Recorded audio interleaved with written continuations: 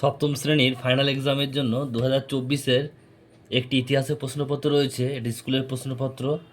তোমাদের full marks হচ্ছে 70, subject হচ্ছে হিস্ট্রি, টাইম হচ্ছে 2 ঘন্টা 15 মিনিট। তো দেখো প্রশ্নগুলো কি রয়েছে। কয়ের দাগে রয়েছে এখানে 10টি প্রশ্ন, এমসিকিউ টাইপ প্রশ্ন, এক করে মোট 10 নম্বর। এরপর আছে তোমাদের ক্ষয়ের দাগের প্রশ্ন তোমাদের কী রয়েছে, দেখো এক কথায় উত্তর দাও। এখানেও 10টি প্রশ্ন আছে, এক করে মোট 10 নম্বর।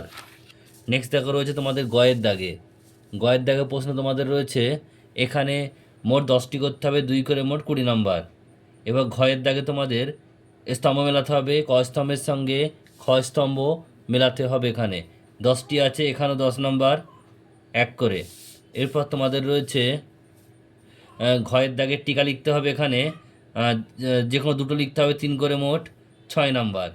এবার চয়ের দাগে রয়েছে তোমাদের শূন্যস্থান পূরণ করো। এখানে মোট 4টি করতে হবে, এক করে মোট 4 নাম্বার। এরপর তোমাদের ছয়ের দাগে রয়েছে 5টি প্রশ্ন, যে কোনো দুটি করতে হবে, 5 করে মোট 10 নাম্বার।